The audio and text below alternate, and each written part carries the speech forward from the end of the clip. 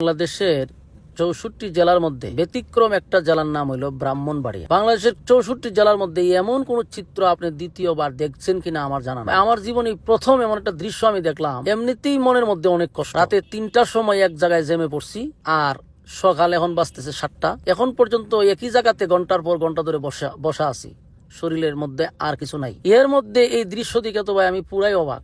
আমার জীবনে এমন দৃশ্য আমি আর কোথাও দেখি নাই, যেখানে শত শত গাড়ির সারি সারি, এর মাঝখানে দিচ্ছে দান মারাই। বাইরে ভাই আমি কি দেখলাম, আমি আশ্চর্য হয়ে গেলাম যে এতগুলা গাড়ির মাঝখানে একটা রাস্তা ব্লক করে এখানে তারা দান মারাই দিচ্ছে। তো কষ্টের মধ্যে ওই জিনিসটা দেখে আমি আশ্চর্য হইলাম যে একমাত্র শুধু ব্রাহ্মণবাড়িয়ায় সম্ভব, ৬৪ জেলার মধ্যে এটা আর কোথাও সম্ভব না।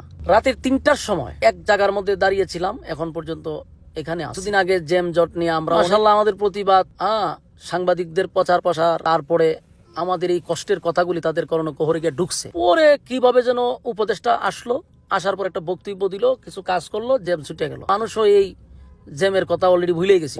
এখন আজকে জুমার দিন, শুক্রবার, আমাদের একটা তাড়াতাড়ি শুক্রবার আসলে জুমার প্রস্তুতি নিতে হয়, যাইতে হয়। খুব বেগে আসলাম গাজীপুর প্রোগ্রাম করে, কিন্তু এই যে রাতের ৩টা এক জায়গায় আসিলাম, এখন পর্যন্ত রাতের দৃশ্য এগুলো দিনের দৃশ্য। আপনারা বলেন, এখানে হাজার হাজার যাত্রীরা ইমার্জেন্সি যারা আছেন, এয়ারপোর্টে যাবে, ডাক্তারের দ্বারা যাবে, তাদের অবস্থা কি হবে? এইভাবে যদি একটা দেশ চলে, তাহলে কতটুক পর্যন্ত এই দেশ যাবে এটা আল্লাহ ভালোই জানে। আর কি বলার আছে, যদি আপনারা পারেন শেয়ার করেন, আমাদের উপদেষ্টাদেরকে আবার ব্রাহ্মণবাড়িয়াতে আনেন।